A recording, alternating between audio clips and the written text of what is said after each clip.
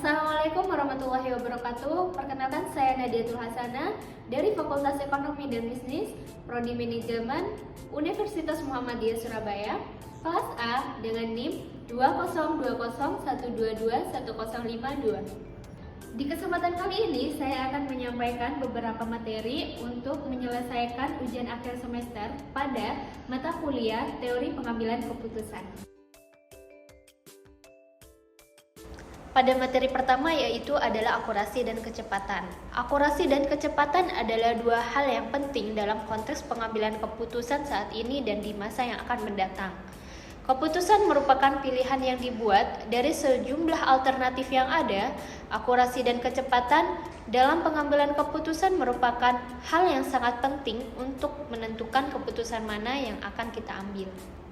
Menurut saya, keputusan berdasarkan pengalaman merupakan keputusan yang cepat dan akurat, karena sebelumnya kita sudah dihadapkan dengan pengalaman yang dimiliki oleh seseorang, baik itu dari kita sendiri maupun pengalaman orang lain. Dengan begitu, kita dapat memperkirakan suatu keadaan, dapat sedikit lebih cepat untuk memperhitungkan rugi dan baiknya atau buruknya keputusan yang akan dihasilkan.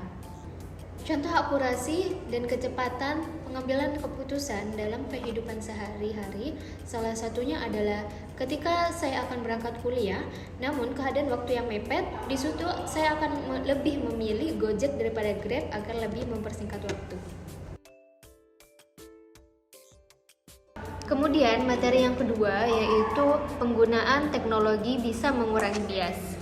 Teknologi di bidang keuangan atau vintage bisa mengurangi bias dalam pengambilan keputusan. Contoh mudahnya, kita tidak perlu jauh-jauh ke ATM atau bank hanya untuk mentransfer uang. Karena dengan mentransfer uang, kita dapat melakukannya dengan teknologi yang telah ditawarkan, yaitu contohnya seperti mobile banking.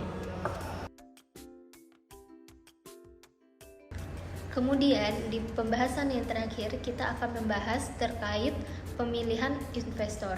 Beberapa proses dalam pengambilan keputusan memilih investor yaitu yang pertama, mengidentifikasi kebutuhan, yang kedua, penentuan kriteria seleksi, yang ketiga, mencari calon investor, kemudian yang keempat, evaluasi calon investor, yang kelima, negosiasi dan kesepakatan, kemudian yang keenam, implementasi dan tindak lanjut, kemudian yang terakhir, mengambil keputusan. Kemudian pada gambar ini yaitu investor decision metric, yang mana ada kandidat dan kriteria atau bobot. Dalam kandidat tersebut ada auditor, kandidat pasif, kandidat potensial, kandidat internal, dan kandidat open-minded. Kemudian dalam kriteria atau bobot sendiri terdapat kemampuan membandingkan dan memilih, tidak hobi spekulasi, memiliki insting bisnis, update pengetahuan, dan yang terakhir yaitu paham angka. Kesimpulan dapat diambil oleh materi di atas bahwa perusahaan mengambil keputusan untuk memilih investor bisnis mereka, yaitu memilih kandidat potensial, karena kandidat tersebut telah memenuhi kriteria yang telah ditetapkan oleh perusahaan. Mungkin itu materi yang bisa saya sampaikan, kurang lebihnya saya mohon maaf. Wassalamualaikum warahmatullahi wabarakatuh.